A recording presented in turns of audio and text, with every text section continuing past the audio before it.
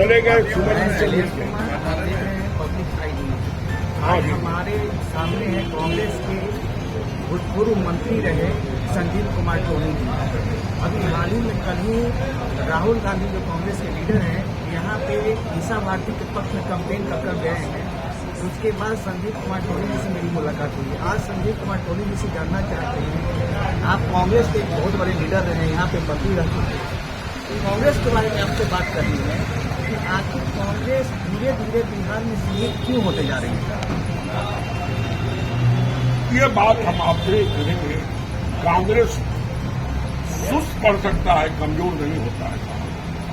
जो कांग्रेस विचारधाराओं से लैस और हमारे लोग आज भी गांव गंवई में जो कांग्रेस के लोग हैं वो देख रहे हैं।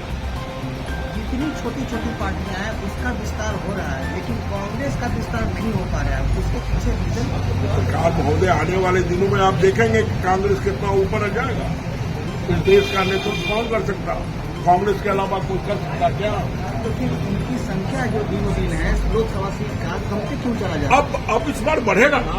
हम लोग लड़ रहे थे, फासिस्ट लोगों के साथ हमारी लड़ाई थी और अब हमारा डेमोक्रेसी में एक बड़ा ऊंचा स्थान होने जा रहा है। तो आपका गठबंधन में सीट आपको फिर अगली बार क्या मिलने में जा रहा है ज्यादा? क्यों नहीं मिलेगा? हमारा गठबंधन सोचा रहेगा तो सीट मिलेगा। आप सीमित सीट पे आपका पर्पल चुनाव जीतने जा रहे हैं, तो फिर आपका परफॉर्मेंस का सवाल कहाँ से? क्यों नहीं आएगा? जब ये गठबंधन बनाया गया है और गठबंधन में हमारी पार्टी आगे आ रही है, उस पार्टी को तो सेकुलर विचारधारा के लोगों में देश की जमहूरियत के सवाल में हमारी मान्यता तो होगी ना।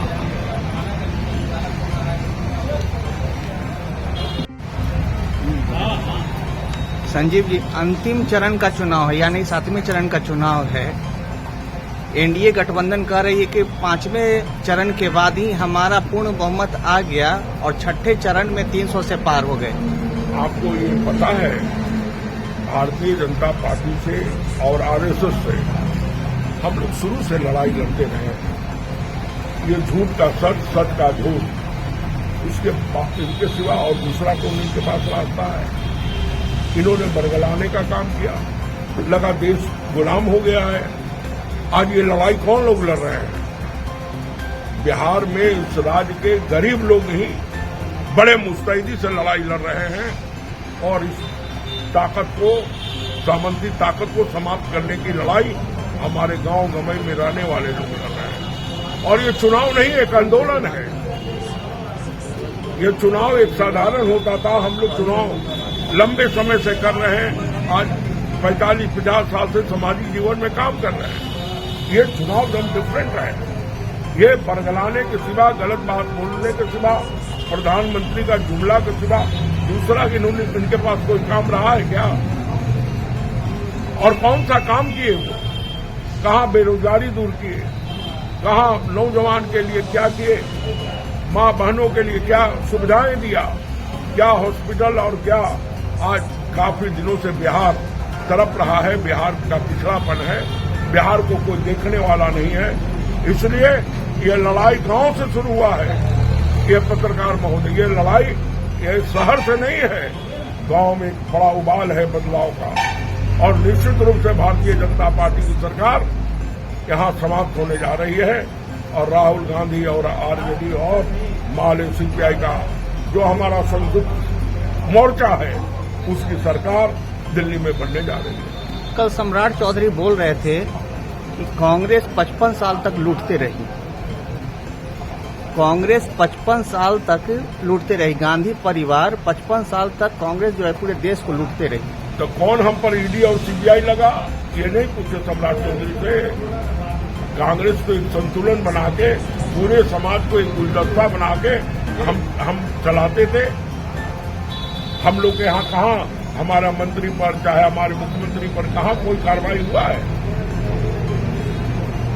पाटलिपुत्रा कंस्टिट्यूएंसी में 2 उम्मीदवार हैं, एक मीसा भारती, दूसरे रामकृपाल यादव। देखिए, यहाँ लड़ाई हमारा दूसरा है। हमारा लड़ाई यहाँ पे है इंडिया गठबंधन और भारतीय जनता पार्टी आरएसएस से लड़ाई है। ये हम कैंडिडेट से नहीं लड़ाई लड़ रहे हैं। हम अपने असूल और विचारों की लड़ाई लड़ रहे हैं। जहां लोग हमारे गांव गवई में लोगों को विवश किया गया, गलत किया गया, उन पर कोई ध्यान नहीं दिया गया।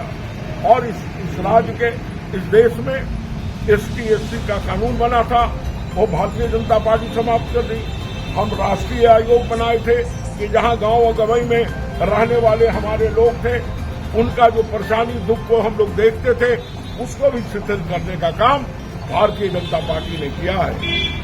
और नौकरी नियुक्ति जो हम लोग का सेमी गवर्नमेंट था, सबको प्राइवेटाइजेशन करने का काम भारतीय जनता पार्टी ने किया है। और एक हिंदू मुसलमान, ये देश की आजादी में क्या हिंदू और मुसलमान दोनों का योगदान नहीं रहा है क्या? इस देश का स्वराज अब 70 साल हो गया, कहाँ हमको पता ही नहीं चला कि हम मुसलमान और हिंदू के बीच में कोई मतभेद भी है। अभी आपने नौकरी की बात की, आखिर क्या बात है कि बीजेपी नौकरी वर्सेस धर्म की बात कर रही है? भाई, इनके पास बलगराने के सिवा मैं पहले भी बात कहा हूँ, ये अफवाह और सेंटिमेंट पे ये काम करते रहे। 10 साल बहुत हो गया देश को। ये बहुत बड़ा विकसित देश है। ये नहीं कि बिहार में लड़ाई है, पूरे देश में लड़ाई चल रहा है। और इस लड़ाई में गरीब अगुवाई कर रहा है। 400 पार बोल रहे हैं, इस बार बोले 400 पार। आप देखिएगा कि 400 पार है कि 4 को भी मिल जाएगा भारतीय जनता पार्टी को, तो आप समझ जाइएगा। बिहार में कितनी सीट आ रही?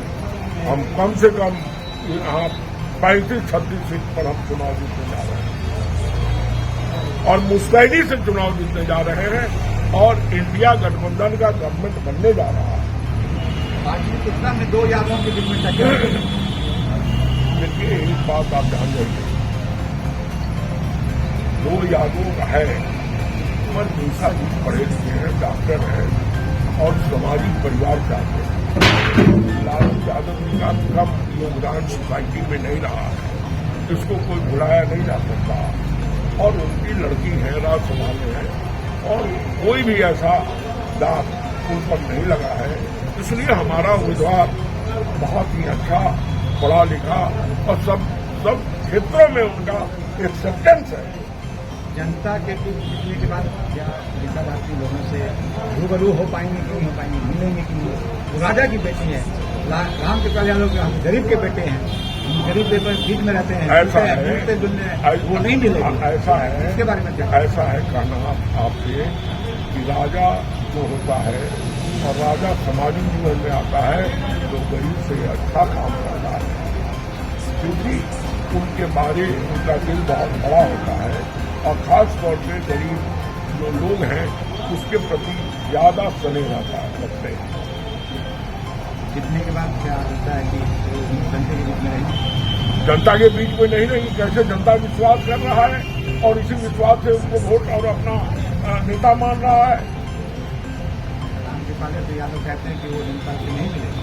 देखिए, ऐसा है, ये भारतीय जनता पार्टी के लोग गलत अफवाह पर 10 साल तक राज किए, जुमलाबाजी पर राज किए, कोई उनका सिद्धांत और विचार नहीं रहा है।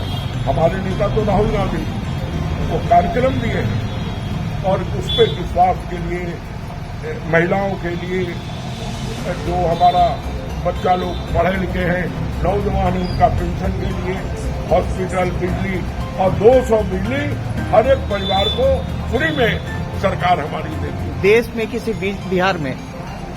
देश में कि फिर बिहार में? पूरे हिंदुस्तान में हमारे नेता पूरे हिंदुस्तान का नेतृत्व राहुल गांधी करते हैं। और यहाँ के बड़े सम्मानित नेता है लालू जी। हम लोग सब लोग इनका बड़ा सम्मान करते हैं। वो भी काफी गरीबों के बीच में उनका काम रहा है, बड़ा मेहनत किए हैं और इस राज्य के मूर्धन नेता के रूप में है। जब भी उनका आज भी उनका संदेश और उनका विश्वास लोगों के बीच में है। जनता पार्टी तो नहीं रहेगा।